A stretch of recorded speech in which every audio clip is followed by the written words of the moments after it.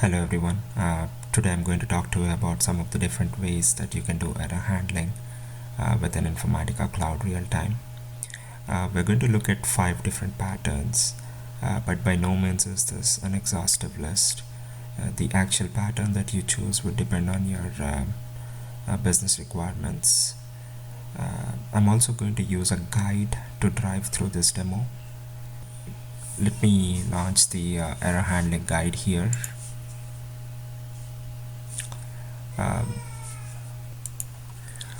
We will at a high level go through the 5 different patterns that we are going to see today.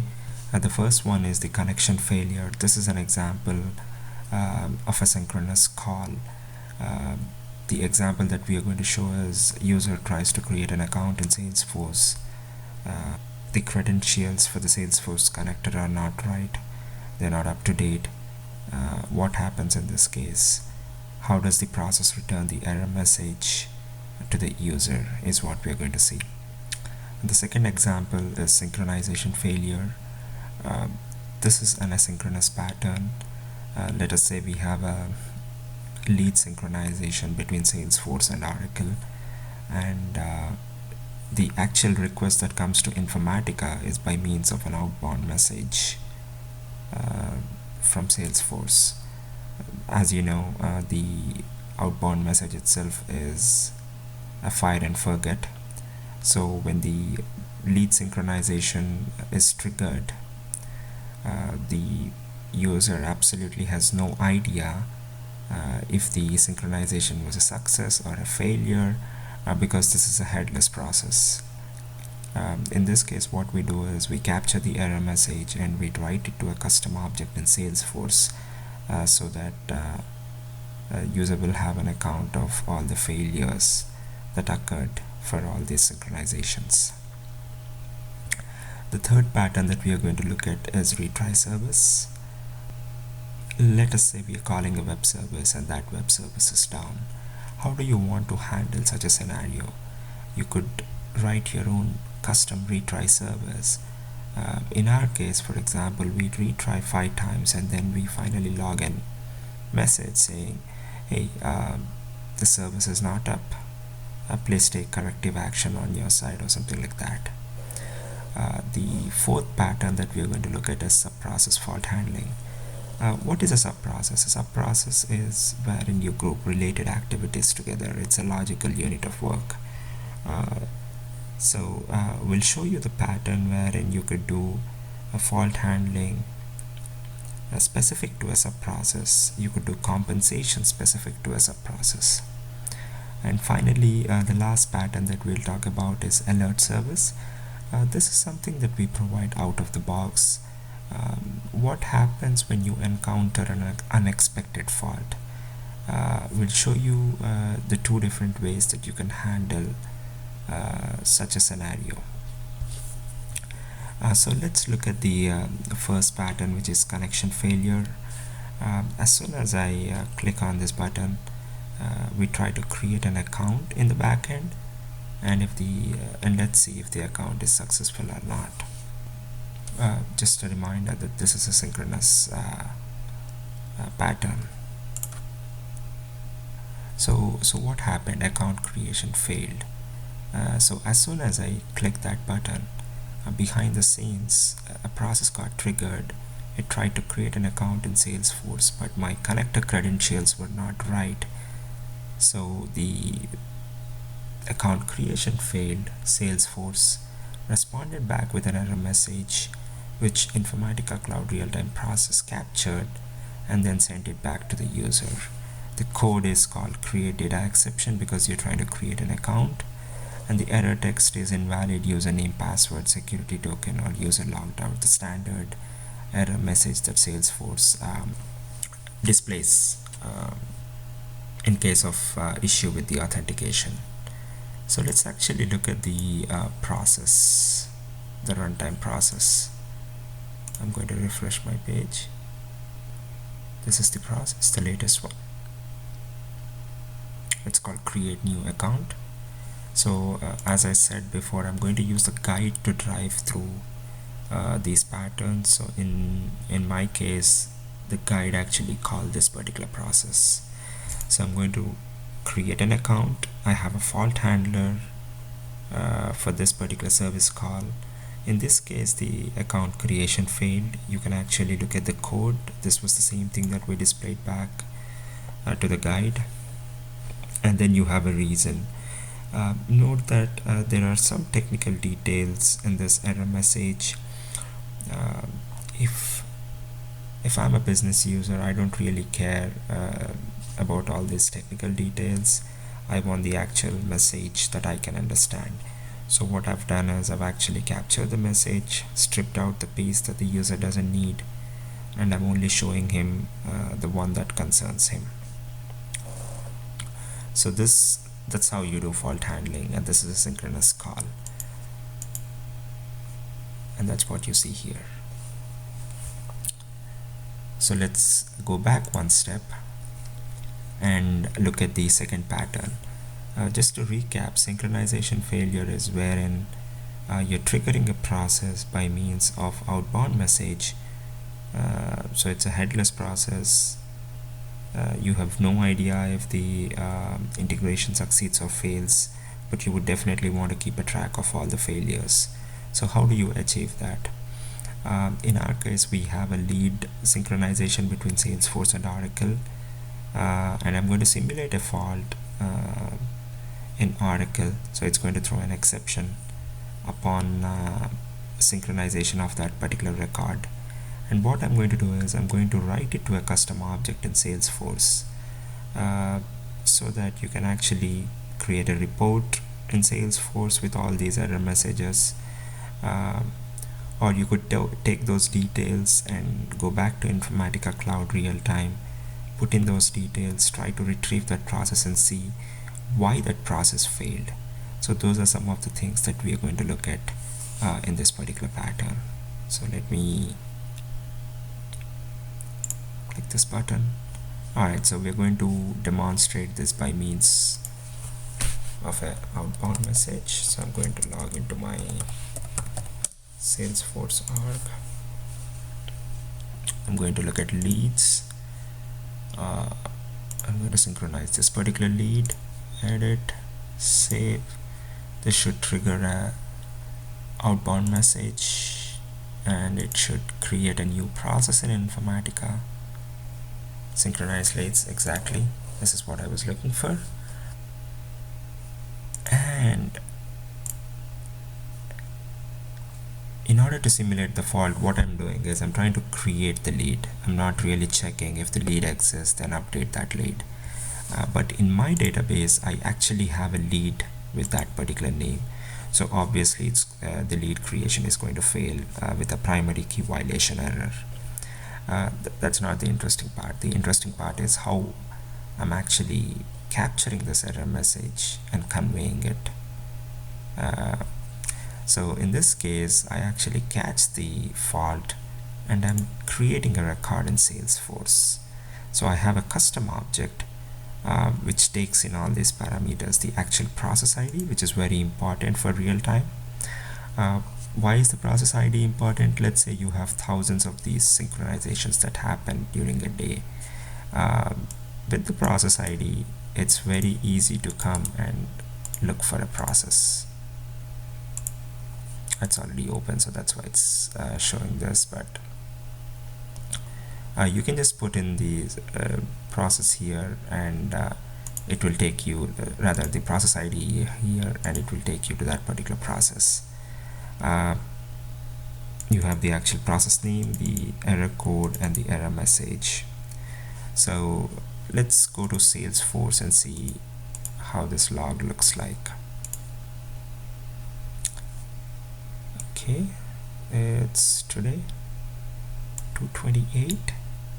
I'm going to click this record. It has the actual process ID, so I can come and filter it out here.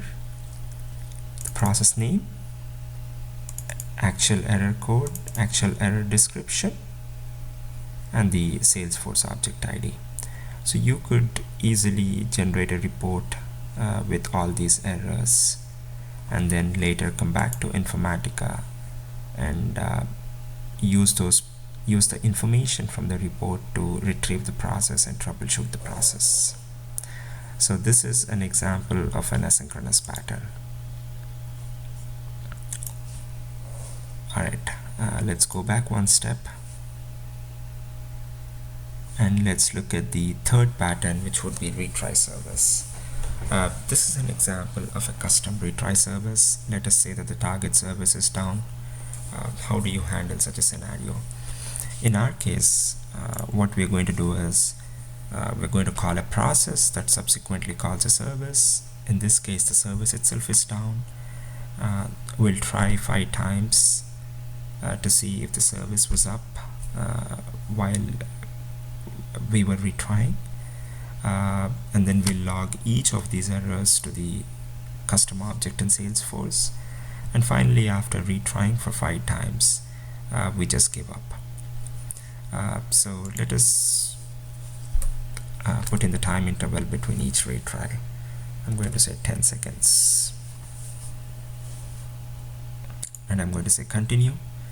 Now this should create a process that will subsequently try to call the service. So let's look at the process. It's called echo service. Now you can see here it tries to call this particular service, but this service is down. So I have the fault handler here. It catches the fault, it writes to the Salesforce custom object, and then it instantiates a custom retry service which tells whether to retry or not. So in this case, if its retry is set to yes, then it waits for the interval that was specified by the user, and it goes back to calling the echo service again. So let's look at the actual log messages.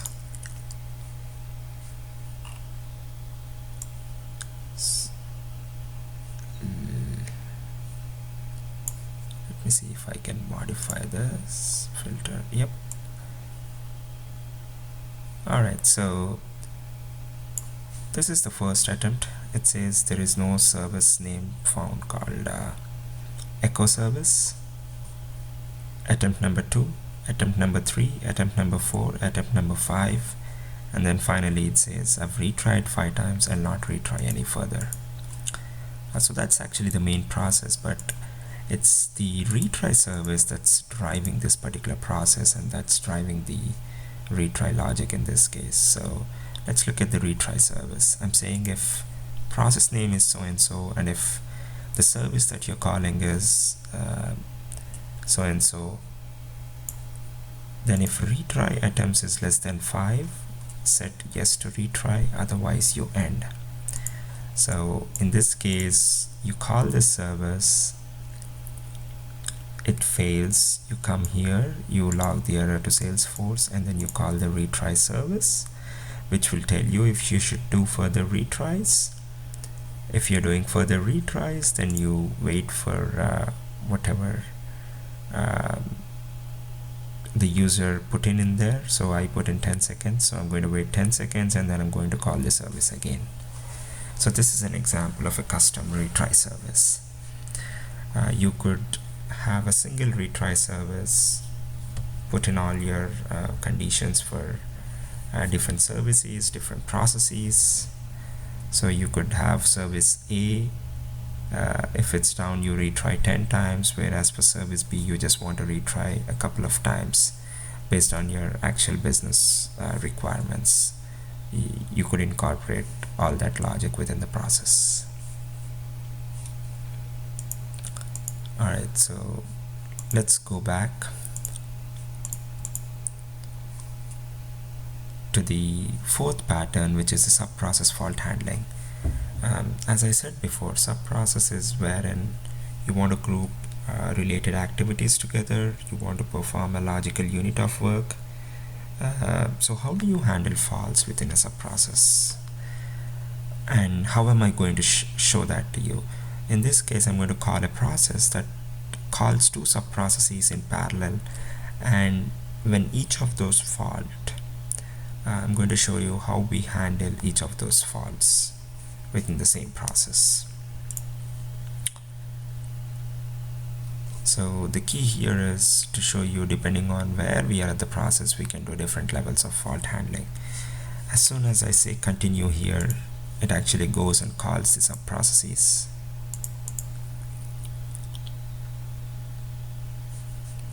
So this is my parent process. Alright, I have a subprocess called A, I have a subprocess called B. Now subprocess A failed, I'm doing compensate A, subprocess B failed, I'm doing compensate B. So you can, within the same parent process, you can have different levels of fault handling corresponding to a specific activity. In my case, the activity was a subprocess. So you can see the chain of processes here. Subprocess A was called, it faulted, compensate A then kicked in. It compensated for subprocess A's failure. Subprocess B was called, subprocess B faulted, and compensate B kicked in, and it compensated the subprocess B's failure. So within the same process, I'm doing different levels of fault handling based on the actual activity that faulted.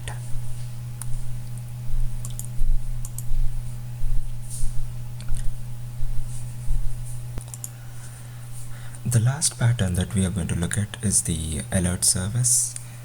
We actually provide an alert service out of the box. There are two different variations to this, and let us look at that.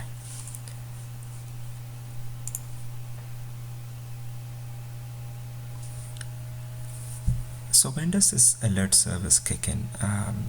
When you have a process that experiences an uncaught fault, so even you were not expecting a fault there, so you don't have a fault handler there, but your process through a runtime fault. And what happens in this case?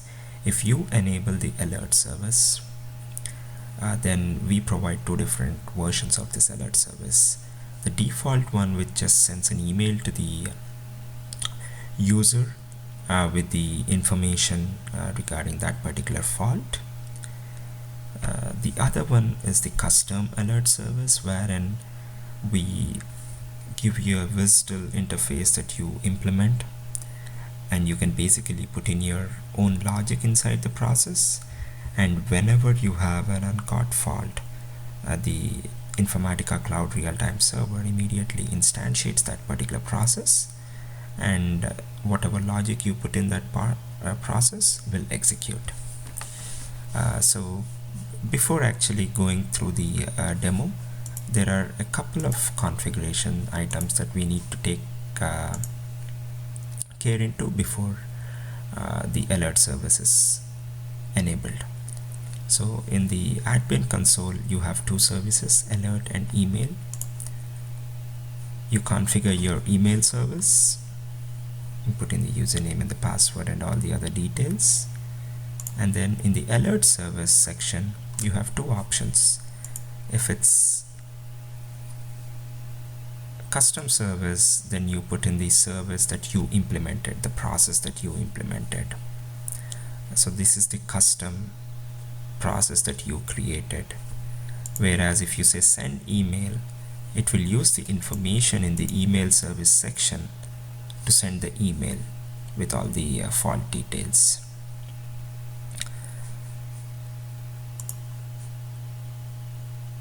So as part of this demo, we are not going to talk into detail about the actual custom alert service development details. We're going to just show you how the alert service works. As soon as I say continue here, it will ask me the information where the alert should be sent. I give my address.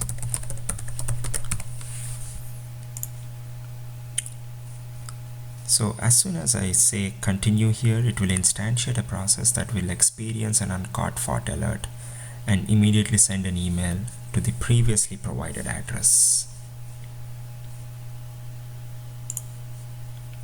Alright, so let's look at the active processes to see the chain of processes that got created. So I have this process. It's called create new account alert service. I don't think I've enabled logging for this process, so we cannot see what exactly happened. Let me actually go back and enable logging for this particular process.